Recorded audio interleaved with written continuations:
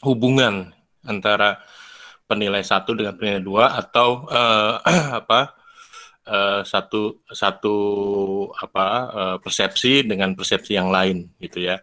Nah, ya, makanya dia masuk ke deskriptif. Kalau person, dia mencari hubungan yang sangat detail ya. Oke, hari ini kita mulai. Ya, jadi koefisien korelasi rank Spearman ya disebut dengan korelasi rank ya. Jadi artinya apa? Menggunakan ranking ya. Jadi membandingkan antara ranking persepsi satu dengan persepsi dua ya. Nah, koefisien korelasi ini mengukur kedekatan hubungan antara dua variabel ordinal. Apa itu maksudnya ordinal? Ya, jadi data itu ada 4 ya. Pertama adalah nominal. Nominal itu apa? Nominal itu artinya data kualitatif bisa dikuantitatifkan ya, tapi tidak memiliki perbedaan nilai ya. Jadi contoh gini, uh, jenis pekerjaan antara dokter, PNS, tentara, guru ya, itu semuanya sama-sama baik ya. Walaupun misalnya kadang-kadang kita menilai satu untuk dokter, dua untuk guru, tiga untuk tentara, empat untuk PNS, ya bukan berarti PNS lebih baik daripada dokter gitu ya. Itu nominal. Artinya semuanya itu bernilai sama walaupun angkanya berbeda ya. Nah, itu nominal namanya ya. Nah, tapi semua dalam bentuk angka. Tapi angka ini memiliki kesetaraan, tidak ada bedanya. Terus apa lagi contohnya nominal? Satu laki-laki, dua perempuan, tidak ada bedanya. Ya, sehingga tidak mungkin menunjukkan bahwa dua perempuan lebih baik dari laki-laki atau laki-laki lebih baik dari perempuan, tidak ada. Ya, jadi nominal itu artinya kesetaraan data, namun dilambangkan dengan angka. Nah, kalau ordinal dia memiliki level atau tingkatan. Ya, nah tingkatan maksudnya gimana? Misalnya, ya kopral dengan letnan mana lebih tinggi? Pasti letnan. Ya, letnan dengan kolonel mana yang lebih tinggi? Pasti kolonel. Kolonel dengan jenderal mana yang lebih tinggi? Pasti jenderal. Artinya apa? Ya, dia memiliki level ranking di situ. Ya, ranking. Artinya satu tidak lebih baik daripada dua, dua tidak lebih baik daripada tiga, tiga tidak lebih baik daripada empat, gitu ya. Nah, dia memiliki perbedaan nilai, ya. Nah, apalagi misalnya eh, SD dengan SMP, mana lebih baik? Pasti SMP, ya kan? SMP dengan SMA, mana lebih baik? Pasti SMA. SMA dengan kuliah, berarti lebih baik kuliah. Nah, itu variabel-variabel ordinal namanya. Nah, yang hari ini kita gunakan adalah variabel ordinal. Artinya apa? Ada perbedaan leveling di situ. Ada perubahan, ada perbedaan tingkatan data, ya. Jadi 1, 2, 3, 4 itu menunjukkan perbedaan data, ya, tingkat data. Ya, jadi kita lihat di sini ya, koefisien korelasi ini dinamakan koefisien korelasi pangkat atau koefisien korelasi Spearman yang dilambangkan atau disimbolkan dengan R. R rank biasanya ya, atau rank R Spearman. Ada yang nulisnya R rank, ada yang nulisnya R Spearman ya. Nah, pasangan data hasil pengamatan XI dan YI kita susun menurut urutan besarnya nilai dalam tiap variabel. Kemudian kita bentuk selisih. Jadi kita lihat di sini rumusnya ya. Ada selisih. B ini adalah selisih. BI ini adalah selisih ya. Beda artinya ya saya lambangkan dengan B ini ya, beda antara data satu dengan data dua, atau persepsi satu dengan persepsi dua gitu ya. Nah, kemudian kita bentuk selisih atau beda pangkat peringkat XI dan peringkat YI yang data aslinya berpasangan. Beda ini disimbolkan dengan BI, maka koefisien korelasi peringkat R dihitung dengan rumus, ya ini rumusnya, ini adalah rumus R Spearman ya. Jadi kalau nanti kita biasanya dilambangkan dengan RS, R Spearman, R rank gitu ya. Nah, itu berarti kita menggunakan R Spearman ya. Nah, sama RS biasanya juga gitu, sama dengan 1 dikurang ya, 1 dikurang 6 sigma BI kuadrat. Nah, ini harus hati-hati ya. Hati-hati karena kita harus menjumlahkan selisihnya dulu. Ya, mencari selisihnya ya, terus dikuadratkan baru dijumlahkan ya. Baru setelah itu dikali 6 gitu ya, dibagi n. N itu apa? N itu adalah jumlah data. Ya, jumlah data dikali n kuadrat dikurang 1 ya. Oke, kalau seperti ini mungkin agak membayangkannya agak sulit, tapi kalau sudah masuk ke dalam nilai sebenarnya jadi lebih mudah ya. Kita lihat ini. Oke, nah kekuatan hubungannya kita tahu di sini ya, antara namanya korelasi, korelasi hubungan. Ya berarti kita harus mencari hubungan kekuatan seperti apa. Ya, antara data satu dengan data dua hubungan seperti apa. Kekuatan hubungan dapat dikuantifikasi melalui suatu koefisien, yaitu koefisien korelasi. Nah, koefisien ini akan berkisar antara 0 sampai 1, ya. Nah, 0 sampai 1 maksudnya gimana? Nah, di sini. Kalau dia korelasinya positif 0 sampai 1, ya. Nah, terus bisa juga korelasinya negatif 0 sampai min 1. Artinya apa? Skalanya itu 1, ya. Mungkin nggak di atas 1? Nggak mungkin. Ya, hubungan itu kan 100%. Ya, kalau lebih dari 100% hubungan apa itu? Gitu ya. Nah, padahal dibilang 100% itu atau sama dengan 1 adalah korelasi positif sempurna. Ya, 100% itu kan sama dengan 1 kan? Karena 100 dibagi 100 sama dengan 1. Ya.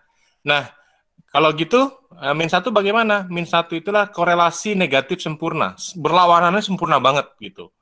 Ya, contohnya kalau Anda sedang pacaran gitu ya, mungkin positif kuat atau positif lemah, atau misalnya korelasi positif sempurna. Jadi apapun yang dilakukan pasangan Anda setuju, sangat setuju. Nah itu sempurna. Kalau sangat setuju berarti sempurna. Tapi begitu putus ya, bisa jadi korelasinya negatif. Apapun yang dilakukan pasangan Anda, mantan pasangan Anda, pokoknya pahit aja gitu ya. Nah itu korelasi negatif sempurna. Pokoknya saling berlawanan. Ya biasa kan gitu ya. Hubungan itu kan begitu ya. Kalau lagi manis-manisnya ya bisa positif lemah, bisa positif kuat, bisa saling melengkapi atau positif sempurna. Tapi begitu putus, ya pertama saling buang muka gitu ya. Yang kedua saling menjelekan gitu ya. Jadi pertama negatif lemah, yang kedua negatif kuat, lama-lama negatif sempurna ya, saling menghancurkan gitu ya. Nah, sama di hubungan juga seperti itu. Ya. Jadi kita lihat di sini ya. Koefisien ini akan selalu bernilai antara 0 sampai 1 atau skala 1 ya, tidak lebih dari 1 gitu ya. Tidak lebih dari 1 atau tidak kurang dari min 1. Ya, selalu seperti itu. Ya, jadi kalau ada yang ngitung nanti di atas 1 atau di bawah min 1 itu berarti salah ya, patokannya itu. Nah, kalau 0 bagaimana? 0 itu tidak ada hubungan ya.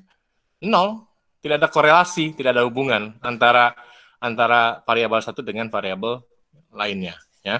Jadi kita paham di sini ya, bila R sama dengan 0 berarti tidak ada hubungan linear. Kalau R sama dengan 1 hubungan linear sempurna. Kalau positif berarti plus 1 hubungan linear positif sempurna. Kalau min 1 hubungan linear negatif sempurna. Ya, jadi Anda harus melihat tandanya nanti ya, setelah dihitung-hitung tandanya negatif atau positif. Kalau positif berarti korelasi positif berarti positifnya lemah, positif kuat atau sempurna. Saling menguatkan. Kalau orang bilang itu ya, kalau positif itu hubungan saling menguatkan. Ya, kalau negatif itu hubungan saling meniadakan. Ya, orang pacaran biasanya saling menguatkan. Yang aku beli ini ya, beli tas. Oh iya bagus tasnya, iya bagus kan, saling begitu kan. Tapi begitu putus saling meniadakan.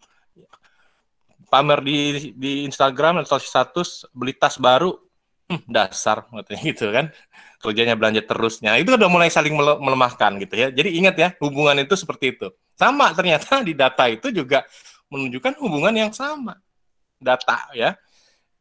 Jadi seperti itu ya. Jadi hubungan yang negatif itu seperti apa? Contoh gini, kalau harga semakin mahal, orang mau makin beli nggak? Enggak, artinya apa? Negatif hubungannya.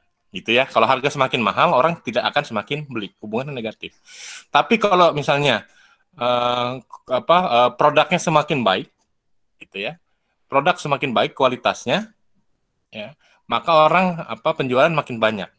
Yang itu positif, saling menguatkan. Atau misalnya promosi ditingkatkan, ya, maka penjualan semakin baik. Itu artinya saling mendukung. Ya, saling menguatkan. Promosi ditingkatkan, penjualan naik, ya, itu saling mendukung. Tapi kalau harga ditingkatkan, maka penjualan turun, ya, itu saling menegatifkan atau saling meniadakan, gitu ya. Nah, kita lihat di sini selanjutnya ya. Ini sampai sini ada pertanyaan nggak? Ada pertanyaan sampai sini? Jelas semua? Ya, masih sudah jelas, Pak. Oke, masih mudah. Oke, selanjutnya adalah ini ya, contoh soal korelasi rank Spearman ya. Contohnya di ini ya. Data berikut adalah penilaian 2 orang juri terhadap 8 orang peserta perlombaan. Tentukan koefisien korelasi rank ya. Anda pasti pernah ikut lomba atau pernah lihat atau pernah dengar pasti ya. Contohnya apa? Lomba masak deh, nggak usah jauh-jauh, atau lomba melukis gitu ya. Ya, masing-masing ada peserta A, B, C, D sampai H ya. Nah, sering Anda lihat kan, juri 1 ngasih nilai terhadap si A 70, juri 2 80. Beda kan? Anda pasti sering lihat itu, sering dengar. Ya, lomba masak. Kenapa kok Anda ngasih nilainya lebih kecil? Terlalu asin. Oh, menurut saya sih cukup pas. Ya, kan sudah beda tuh persepsinya kan? Ya, sudah beda persepsinya. Padahal yang dimasak sama. Ya kan? Nah, pesertanya sama, yang dimasak sama nggak sama. Tapi nilainya kenapa beda gitu. Nah, yang kedua juga sama ya. Menurut saya ini cukup pas, kata si juri 1. Menurut saya kurang garam. Kan gitu ya, bisa terbolak-balik gitu. Nah, seterusnya sampai H, masakan si H, ya, ada terjadi perbedaan nilai. Ya. Nah, oleh karena itu kita harus melihat, ini sebenarnya hubungan antara juri 1 dengan juri 2, itu hubungan datanya bagaimana sih? Apakah saling meniadakan atau sebenarnya saling menguatkan positif? Gitu ya. Nah, kita harus tes. Karena gini, kalau misalnya nilai peserta juri 1 kasih nilai 40, juri 2 kasih nilai 100. Dari situ kan kita bisa lihat memang secara kasat mata ya terlihat bahwa juri 1 ada sentimen nih kepada juri A. Ya, yang ini ngasih 100, yang ini nilai 40. Tapi bisa jadi juga, jangan-jangan ada hubungan keluarga nih, ya, kayak juri 2 ngasih 100. Nah kita kan nggak bisa berpikiran seperti itu, ya. Sehingga kita harus melihat dari apa? Dari data yang ada. Oke, kita lihat, ya. Peserta A sampai H dikasih nilai sama si juri 1 seperti apa? Ya, jangan-jangan memang juri 1 memiliki persepsi yang berbeda tentang garam misalnya, ya. Nah, juri 2 juga sama, ya. Sehingga apa? Kalau kita ngeliat kasat mata secara nilai, ya. Untuk satu orang sih it's okay, bisa jadi begitu, tapi kan belum tentu. Ya. Si juri 1 ngasih nilai A 40, juri 2 ngasih 100. Kan kita berpikirnya dua. Apakah juri 1 sentimen terhadap A atau juri 2 memiliki hubungan terhadap A? Iya nggak? Nah, begitu juga dengan yang lain. Nah, sehingga oleh karena itu, karena kasat mata kita tidak bisa melihat perbedaannya. Kenapa? Ada persepsi yang berbeda masing-masing juri. Sehingga kita jadi namanya suuzon aja kan gitu jadinya, ya. Persepsi nilainya jadi suuzon aja, berpikiran buruk sangka terhadap juri-juri ini. Gitu ya. Padahal bisa jadi si A menilainya hal yang berbeda. Nah, oleh karena itu apa? Oleh karena itu kita mau melihat ada hubungan nggak sih sebenarnya antara juri 1 dengan juri 2 dalam memberikan penilaian terhadap masing-masing peserta ini, ya. Ada hubungan nggak, gitu. Ya, kalau misalkan hubungan saling meniadakan, negatif saling meniadakan, berarti sebenarnya penilaian masing-masing juri itu tidak bisa digunakan karena saling bertentangan, gitu. Ya, saling bertentangan. Sehingga kalau gitu perlu juri 1 lagi, ya, kalau sudah negatif. Kenapa? Ya, orang yang dimasak sama, pesertanya sama, yang dimasak sama, tapi saling bertentangan. Ya, buat apa? Pasti nggak akan ketemu nilainya, gitu ya. Nah, itu dalam hal penjurian, gitu ya. Nah, contohnya ini ya, yang dinilai sama kan, pesertanya sama yang dinilai. Yang menilai ada 2 juri 1, juri 2. Tapi masing-masing peserta nilainya beda. Ya, nah, sehingga Anda diminta mencari korelasi seperti apa sih antara juri 1 dan juri 2 dalam menilai masing-masing peserta. Ya, kalau nilainya positif, ya berarti juri 1 dengan juri 2 memiliki penilaian yang positif terhadap peserta, gitu ya, memiliki arah yang sama, ya. Tapi kalau misalkan negatif, berarti juri 1 dengan juri 2 itu memiliki perbedaan nilai yang saling bertentangan, sehingga perlu juri lain, gitu ya. Kita nggak tahu juri mana yang memberikan penilaian negatif, ya, sehingga perlu juri lain. Oke, nah ini caranya, ya. Setelah Anda memahami ini, ya, soal ini caranya, contohnya, ya. Nah, sehingga apa? Kita cari bedanya. Tadi rumusnya kan beda I ya, BI ya. Nih beda. Nah, kita cari selisihnya antara juri 1 dengan juri 2, kita cari selisihnya.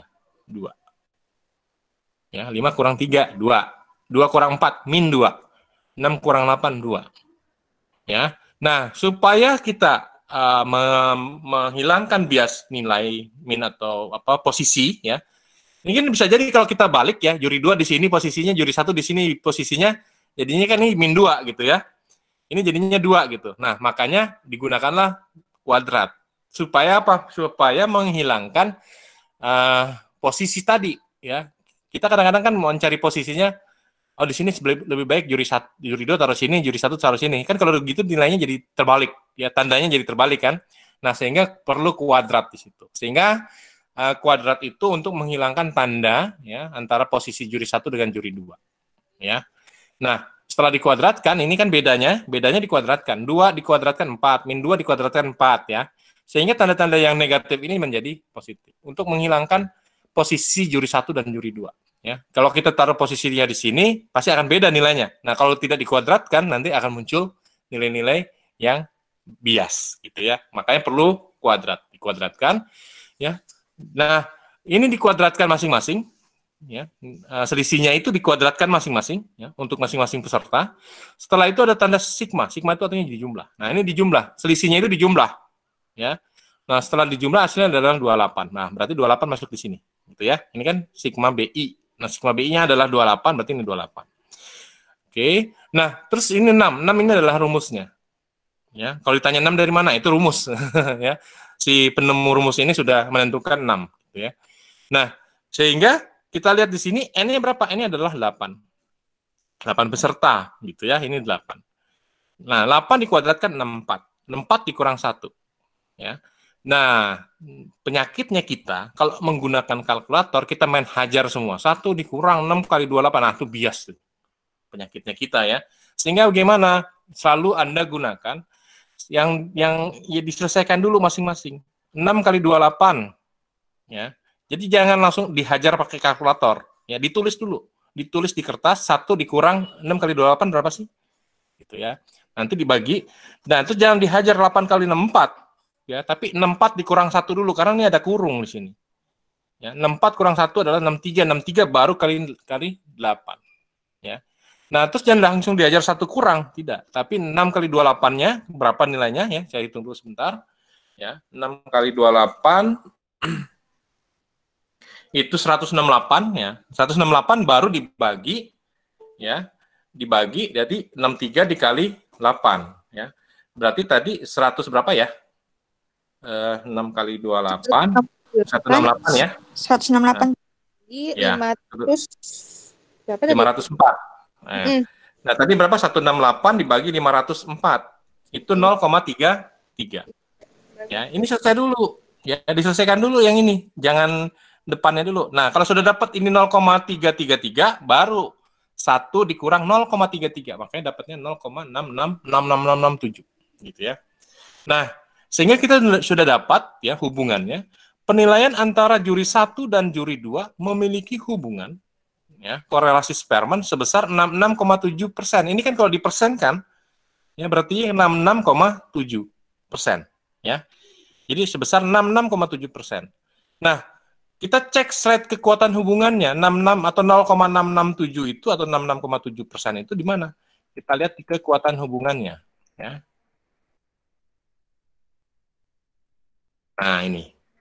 Kita lihat 0,667 berarti di atas 0,5 di bawah 1 kan? Berarti positif kuat. Ya, positif kuat. Karena di atas 0,5 di bawah 1 gitu ya. Nah, sehingga kita tahu berarti di sini adalah hubungan antara juri 1 dengan juri 2 dalam memberikan penilaian gitu ya. Pada masing-masing para peserta itu positif kuat. Sehingga apa? Tidak ada masalah, silakan dilanjutkan penilaian tersebut. Gitu ya. Karena masing-masing memberikan penilaian yang dalam posisi positif kuat. Gitu ya. Oke. Nah, sampai situ ada pertanyaan? Pak, saya mau nanya, Pak. Kalau misalkan NIM-nya 4, berarti 1 dikurang 4 dikali 28 gitu, benar nggak, Pak? Gimana? NIM-nya 4? Kalau misalkan, ini kan contohnya 6 ya, Pak ya. Di 6, sini 6. Iya, nah, kalau misalnya nanti di soalnya, misalnya, kan di soal Bapak itu sesuai dengan NIM. Nah, kalau misalnya NIM-nya ada yang 4, diganti 4 gitu, Pak. Oh, yang ini, soal ini? Iya. Iya, 4 aja tulis. Kalau 0 ya 4 tulis aja tulis. 0. Oh, tulis 0. Oh Yang di gitu. soal kan? Iya. Iya. Ini ada 2 ya. Ada yang di sini, ada yang di sini. Ya.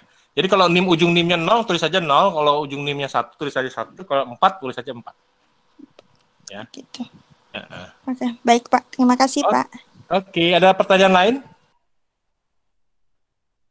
Tidak ada, materinya mudah ya. Saya mau nanya Pak.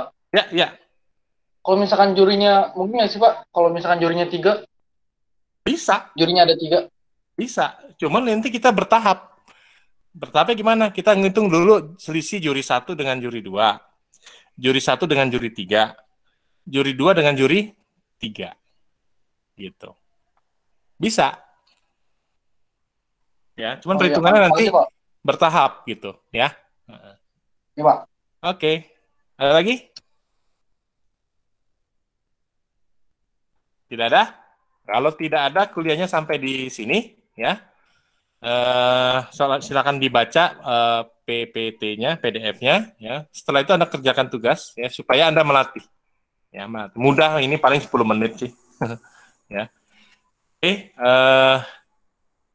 kalau tidak ada pertanyaan lagi, kuliahnya saya tutup ya sampai di sini. Silakan belajar, selamat mengerjakan tugasnya, ya.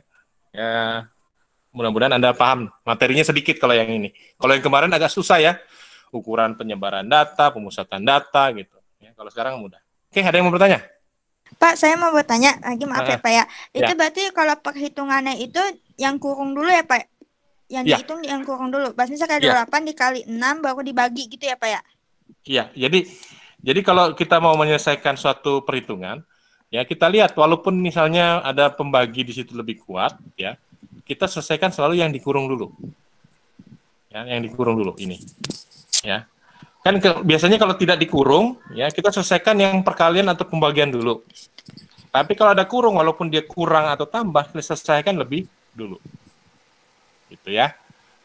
Paham ya? Nah, kalau sudah kurung udah selesai, kita selesaikan yang perkalian atau pembagian dulu. Makanya 1 dikurang ini belakangan aja kerjain ya. Ya, tujuannya apa? Supaya tidak mengacaukan Anda. Makanya lebih baik ditulis di kertas dulu, jangan dihajar di kalkulator. Penyakitnya adalah dihajar di kalkulator. Nanti tiba-tiba hasilnya 8,7 gitu. Ya, salah. Ingat, tidak lebih dari 1, tidak kurang dari -1. Gitu ya. Korelasi itu seperti itu. Ya. Oke, ada lagi pertanyaan? Maaf Pak, mau nanya Pak. Ya, kalau itu berarti 6 itu rumus ya? Ya, itu 6 itu rumus. Sudah dari penemu Spearman-nya. Si Spearman-nya sudah menemukan. Jadi jangan diganti-ganti ya. Karena nah ini rumus. Ya. 6 itu sudah konstanta. 1 itu sudah konstanta. Jangan diganti-ganti. Oke? Kalau N itu berarti jumlah data pesertanya ya? Jumlah data peserta bisa jadi nanti kadang-kadang soalnya bukan cuma peserta ya, misalnya nanti nilai apa namanya kalau di kelas itu apa nama mahasiswa gitu misalnya ya gitu. Oke. Baik Pak, makasih. Ada lagi ya? Pak, aku mau nanya nanti absennya itu nanti pas kita udah ngumpulin tugas apa? Absen apa? Absen kuliah. Iya, kuliah hari ini. Absen kuliah itu nanti ya ada begitu Anda ngumpulkan tugas langsung terisi itu absennya. Oh, gitu ya. Baik Pak. Nah, langsung terisi. Pokoknya begitu Anda selesai mengerjakan tugas, upload, langsung keluar tuh namanya. Ya, ujian hari ini. Makanya absen itu di learning itu ada 2 ya. Kadang-kadang saya buat PG, kalau misalkan soal esainya terlalu susah, ribet ya. Saya buatkan PG biasanya pilihan ganda. Tujuannya apa? Supaya ngabsen dulu. Kenapa? Karena biasanya kalau esainya susah, itu Anda ketinggalan ngabsen tuh. Kenapa begitu di-upload telat? Nah, telat sistem kan nggak mau tahu. Gitu ya. Nah, sehingga saya buatkan PG begitu Anda ngerjakan PG beres, kan PG-nya juga gampang biasanya. Begitu PG-nya beres, ya dianggap sudah ngerjakan soal, berarti Anda sudah absen. Esai kalau terlambat, nanti adalah sistem yang main gitu ya. Kalau saya masih mau terima, dia masih misalkan dia tetapkan ini terlambat sekian menit, kurangi berapa nih? Apakah berdasarkan menitnya misalnya gitu. Ya. Atau misalkan sama dia ditolak biasanya gitu. Tergantung nanti penilaian si mesinnya. Misalnya ternyata lebih dari 2 jam telatnya, itu langsung ditutup sama dia nggak mau tahu, langsung dinolkan. Nah, sehingga apa? Absensi Anda jadi kosong. Nah, itu kemarin makanya ada soal apa PG yang saya buat, kerjakan dulu PG-nya untuk absen, karena kualitas soalnya susah gitu.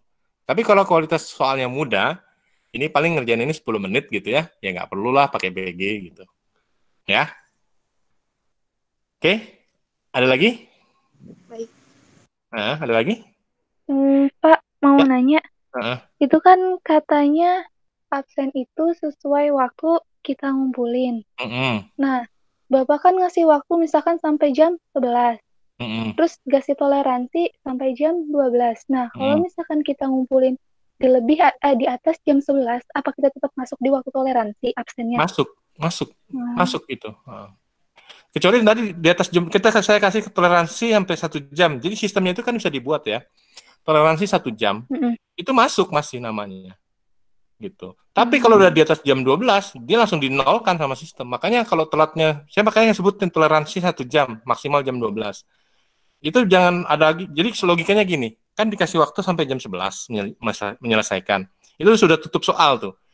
Nah, terus ada yang bilang, saya telat Pak kumpulin karena sinyal, jadi baru bisa ngumpul jam 1. Itu sistem udah nggak mau tahu. Karena kan toleransi udah dikasih 1 jam.